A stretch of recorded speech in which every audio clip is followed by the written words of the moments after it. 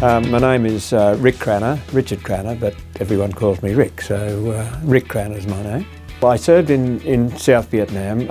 I was a national serviceman actually, and when I turned 20, I had to register for national service, and my number was picked out of a barrel, and I was studying accountancy at the time, so I was able to defer my military involvement until I finished my accountancy degree, which I did. And as soon as I'd finished that, then I was sent into the Army, and I spent 2 years as a national serviceman.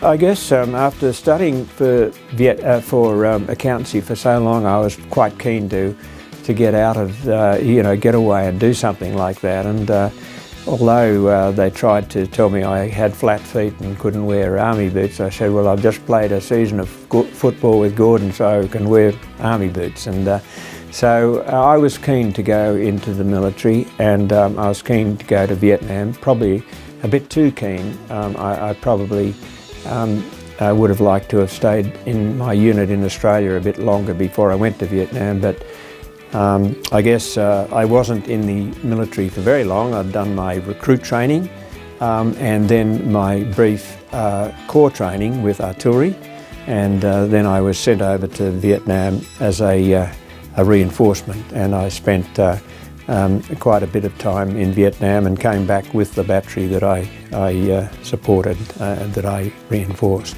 I think it's like anybody who serves in the military. In the military you're with a family, and you live and sleep with them and fight with them, and so you form a very close association with your colleagues in the military. And so I spent 2 years in the military. The friends that I made then are still my best friends, and it was a wonderful experience for me, and I think it was a life-changing experience as far as I was concerned. But I think probably in later life there's nothing more frightening than when you're going into a deployment situation, and so I found that challenges that I had during my life since leaving the military are a lot easier than when I was in Vietnam. So that's given me a lot of confidence in a lot of the things that I do in my natural life. When you leave the military, we didn't, in those days, it was national service, there wasn't a lot of transitional sort of help. We went straight back into the workforce, and from suddenly being in a war situation back straight onto Civvy Street was quite a change. So it was which the soldiers in the First and Second World War would have had just the same experience out of the military and then straight back into the workforce, and that was what I did anyway. And we had to do 2 years, and after 2 years we could be discharged, and I was discharged. At that time it was government law that the company that you were working for had to re-employ you when you exited the military. So I went back to the company I was with, a stock and station agent, and I was then worked with that same company for 40 odd years until I retired in 2007. I was an accountant, so that helped me on my finance side, and in my company I was the finance manager at the end of my career, and so I guess I had help from my company people, but the main thing is to get employment, I guess, and get help where that's possible. I had terrific support from my company and my family, so it was okay. But it's a difficult period coming from that situation into a peacetime suddenly, and that's the challenge that I think that our current veterans have now. It was being able to walk around the street and not worry about somebody was going to, you were going to lose your life. Not that you didn't think about that either when you were in Vietnam, because it was just part of what you naturally did. But there was always that fear, and I always used to think I'll never be able to walk along a beach again without sort of looking around me. But that was a bit of the hard part that I found. when I came back from Vietnam. I think the important thing is to make sure they form part of these transition seminars that the military are now holding for transitioning veterans, and just make a note of what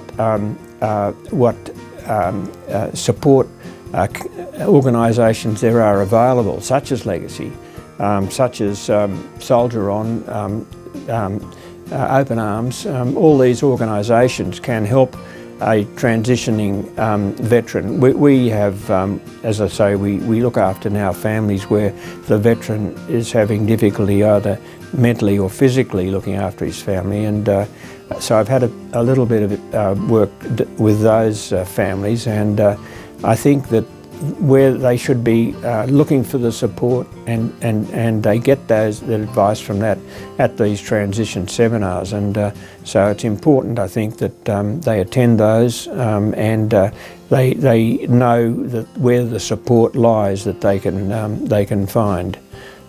So that's what I would be recommending. The support's there, it's just a matter of tapping into it, and privacy, I think, has a little bit to do with that. I mean, it's got to be an individual decision to make. You can't pass on information about a transitioning veteran, say, for example.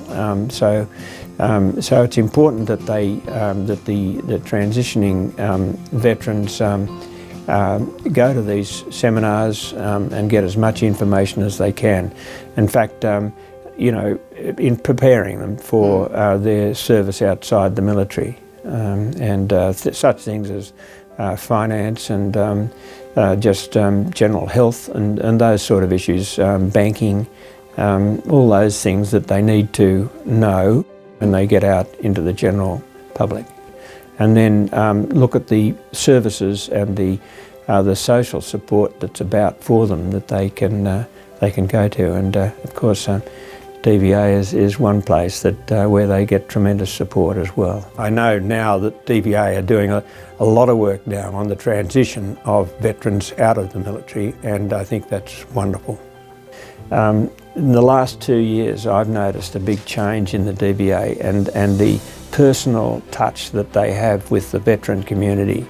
When I came back from Vietnam, and left the military, I joined Legacy straight away. So that was nearly 50 years ago, actually. And and I was one of the first Vietnam veterans to join Legacy. And at that time, Legacy were only had legatees who had Second World or First World War experience. My dad fought in the Second World War, and he joined Legacy when he came back from New Guinea. So I suppose it was a bit natural for me to join Legacy. My mother was a torchbearer for Legacy, so for as long as I've lived, I've had something to do with Legacy. So it was natural, I think, that I become a legatee, and particularly because the Second World War legatees were passing away, and Legacy needed young blood to come and keep the operation going and keeping our dependents well looked after. So that's